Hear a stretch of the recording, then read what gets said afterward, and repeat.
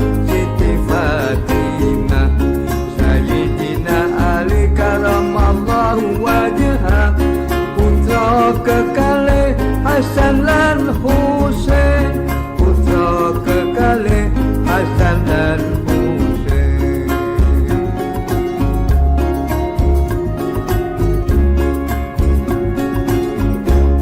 Sinten mawon kang nyolawati Kanjeng Nabi tansah nyefaati marang limone yen tresnani, Gusti Allah bakal mridhoi, Gusti Allah bakal mridhoi.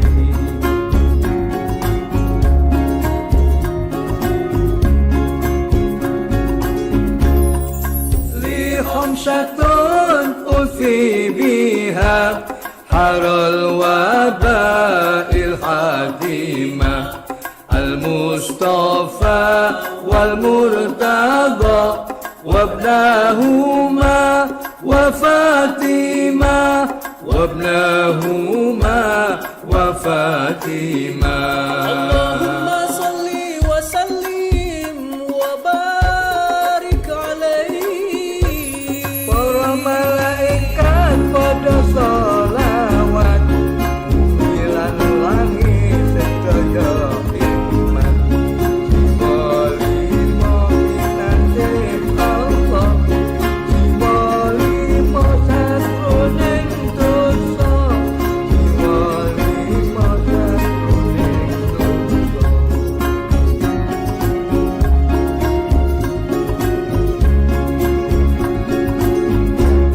Najan ibadah saumur-umur, amal ibadah ra kena diukur, marang limone yen ora akur, roko panggone bakale jekur, roko panggone bakale jekur.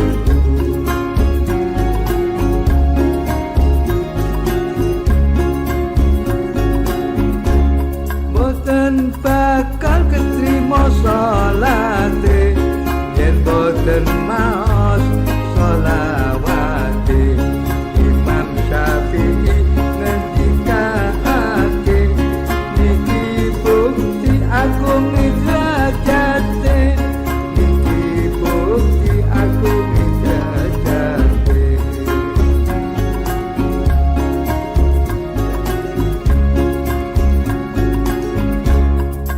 Li khamsatun ufi biha haral waba'il hadimah, al-Mustafa wal-Murtada wabnahuma wa Fatimah, wabnahuma wa Fatimah.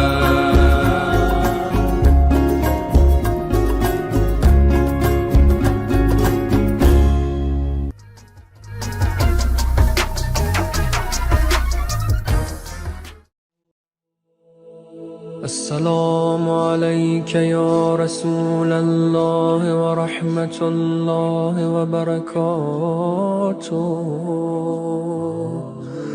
السلام عليك يا محمد بن عبد الله.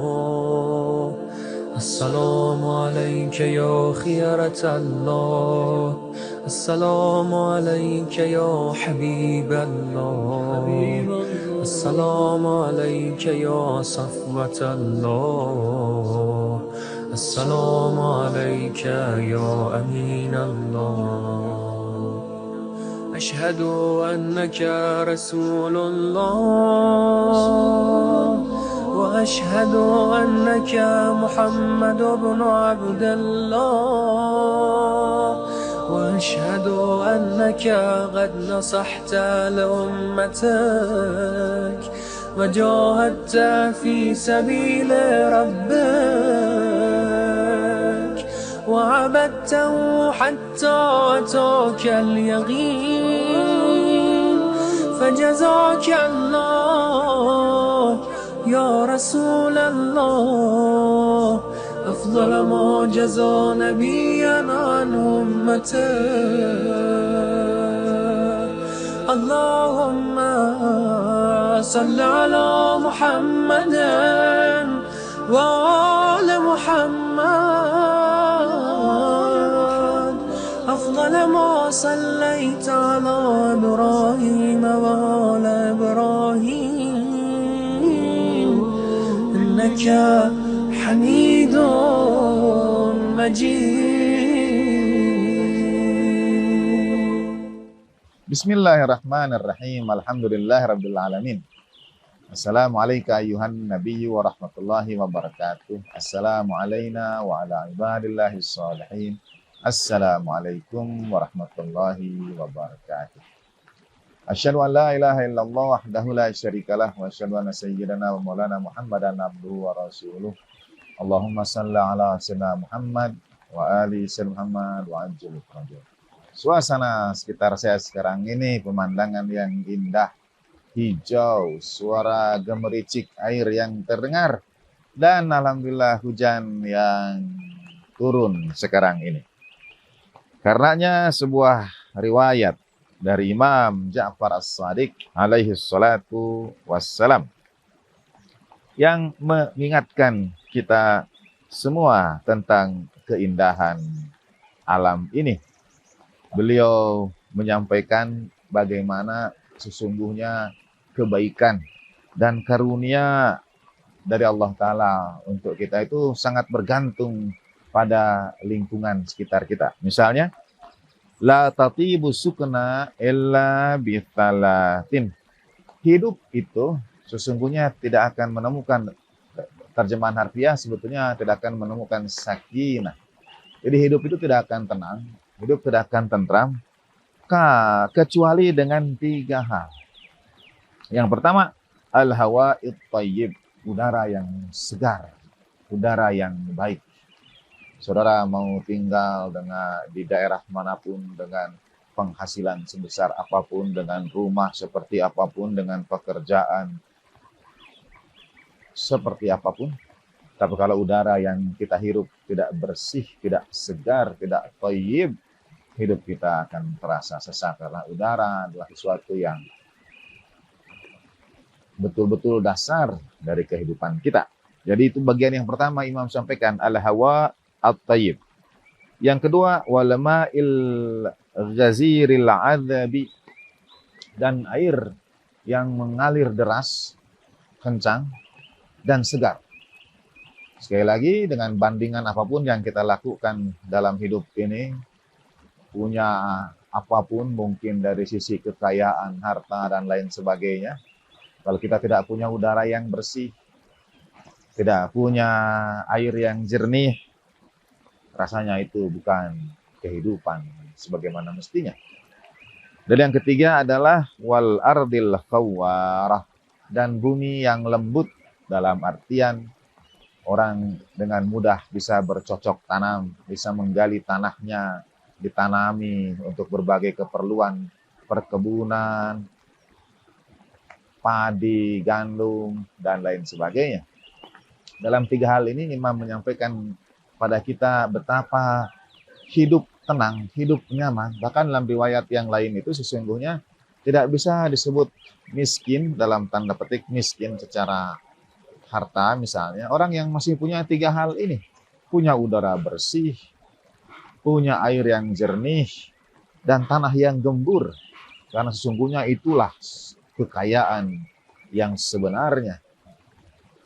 Kekayaan yang sesungguhnya itu udara kita yang bersih, air yang deras mengalir jernih, dan tanah gembur yang dapat ditanami.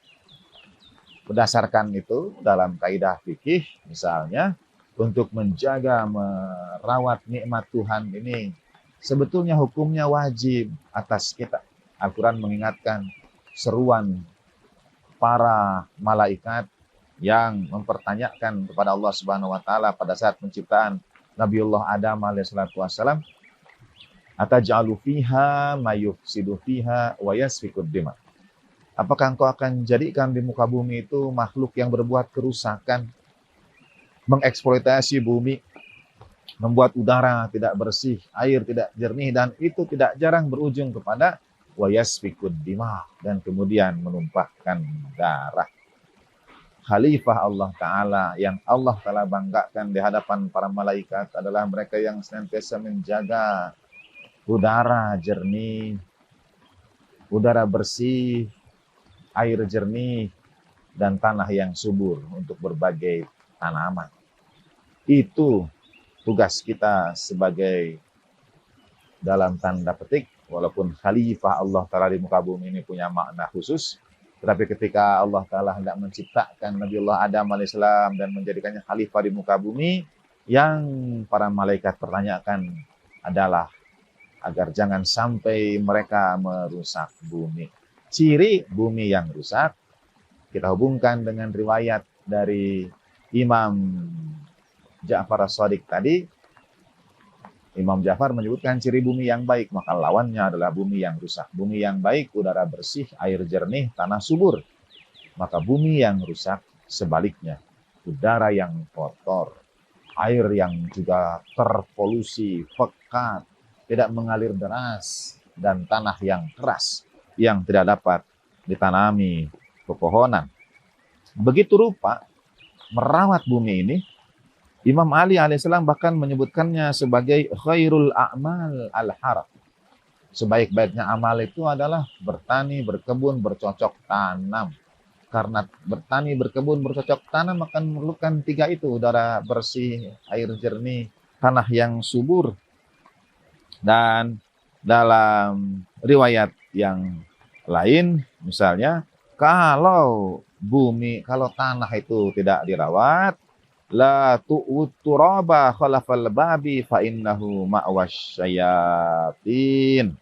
Jangan tumpukan tanah yang tak, misalnya gundukan tanah tertentu tak bermanfaat dan lain sebagainya di belakang, di balik pintu, karena sungguhnya itu tempatnya setan, kata Imam Ali. Mungkin secara harfiah, maknanya juga bisa secara majazi, tetapi tanah yang tidak bermanfaat, air yang mungkin tergenang, itu juga menjadi sumber penyakit, waliyadzubillah, menjadi sumber malapetaka. Rawat bumi kita yang kita cintai ini, semoga udara tetap bersih, air jernih, dan tanah yang subur. Kemahrifah loh jinawi karunia Allah Subhanahu wa Ta'ala. Syukur kita selalu. Wassalamualaikum warahmatullahi wabarakatuh. Wa ma taufiqi illa billah, alaihi tawakkaltu wa ilaihi unib. Wassalamualaikum warahmatullahi wabarakatuh.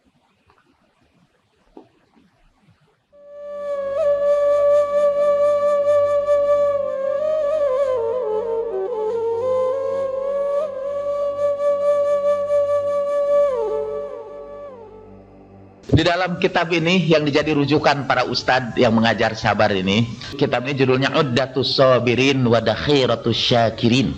Bekal buat orang-orang yang sabar dan perbendaharaan buat orang-orang yang bersyukur.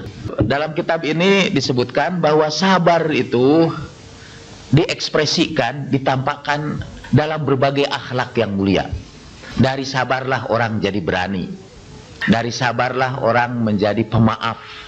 Dari sabar juga orang bisa bersyukur kepada anugerah Allah Subhanahu wa Ta'ala. Sabar itu adalah sumber dari segala akhlak yang mulia. Kita tidak bisa menjalankan akhlak yang mulia tanpa kesabaran. Jadi seperti ibu melihat perlakuan orang yang tidak mengenakan hati kita, kemudian tidak melawannya dengan keburukan, paling menyimpannya di dalam hati, kan? Itu udah sabar juga itu. Karena ketika kita menyimpannya dalam hati, terjadi satu proses ketika kita mengendalikan perilaku kita. Menyimpannya dalam hati itu kita sudah mengontrol perilaku kita. Kalau kata Daniel Goleman kan itu sudah memiliki kecerdasan emosional. Karena otak kita tidak langsung melakukan gerakan refleks untuk survival, yaitu dengan menyerang orang yang kira-kira akan mengganggu survival kita. Tapi pertimbangkan dulu, kata itu perintahnya dilewatkan dulu kepada neokorteks. Sekali lagi kata Daniel Goleman, lewat neokorteks dipikirkan dulu. Akhirnya ya ketimbang memaki-maki di situ, biar di dalam hati saja. Itu sudah kesabaran. Lebih bagus lagi kalau setelah itu disusul dengan memaafkan. Karena kalau itu disimpan juga Bu dalam hati terus menerus, dia bukan saja jadi penyakit hati, dia juga bisa berkembang jadi penyakit tubuh juga. Nah, untuk bisa memaafkan, ada satu sifat yang mungkin harus kita latihkan, yaitu kesediaan kita menerima orang lain itu apa adanya. Acceptance itu. Dan itu termasuk sabar juga. Bahwa semua yang ada di sekitar kita itu adalah makhluk-makhluk Allah dengan segala kekurangan dan kelebihannya. Kita bersedia menerima mereka dengan segala kekurangannya. Dan dengan itu kalau kita mau menerima mereka, kita mau memaafkannya. Yang kedua, tapi untuk yang kedua ini perlu pengantar lagi dikit. Di dalam Al-Quran kan ada beberapa perintah yang melarang kita lupa. Walaupun lupa itu sifat manusia, tapi ada beberapa lupa yang haram itu. Kalau lupanya kita dosa. Kita kan sering ngomong al-insan mahalul khata' wa nisyan. Manusia itu tempat salah dan lupa. Sehingga kalau kita berbuat salah, ya udah emang kita manusia sih, tempat salah dan lupa. Tapi ada beberapa lupa yang haram. Jadi kalau kita lupa itu dosa. Satu, kita tahu lupa kepada Allah kan. Dan Al-Quran melarang janganlah kamu lupa kepada Allah, nanti kamu lupa terhadap dirimu sendiri. Wala takunu kalladzina nasullaha fa ansahum anfusahum. Janganlah kamu menjadi orang yang lupa kepada Allah, nanti kamu lupa terhadap dirimu sendiri.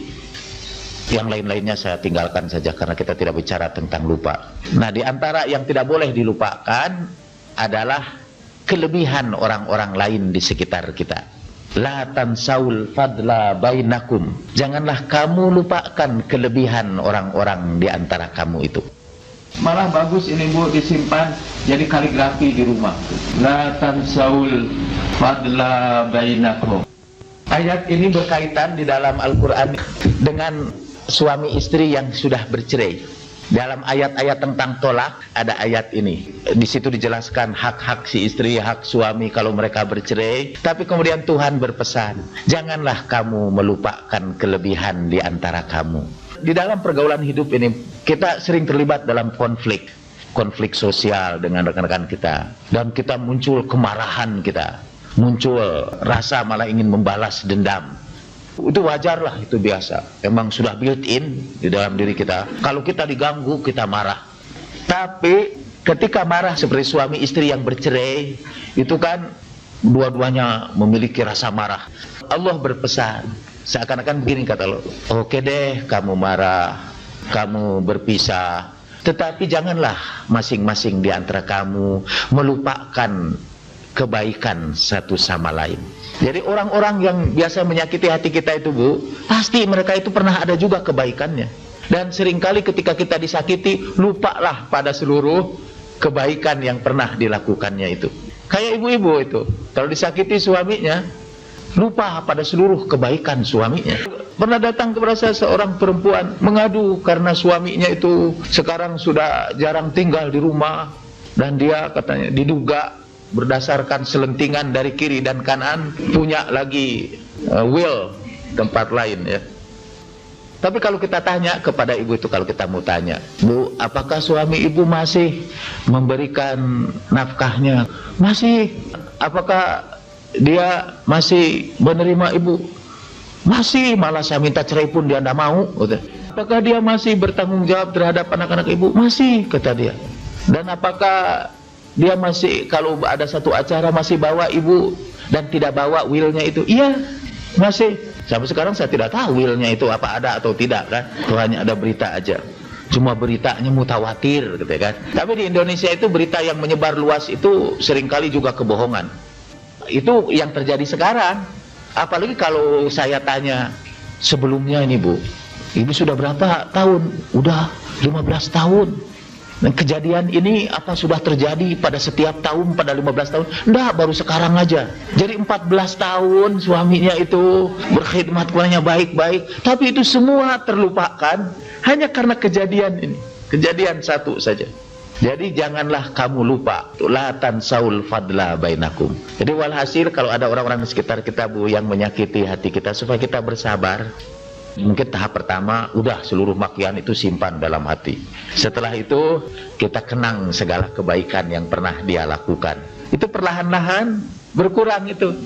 Dan maki-makian yang tadi tersimpan itu dengan sembunyi-sembunyi dia meninggalkan hati kita. Tahu-tahu dalam hati kita sudah ada kesediaan untuk menerima dia apa adanya. Itu kiat-kiat sabar sebetulnya.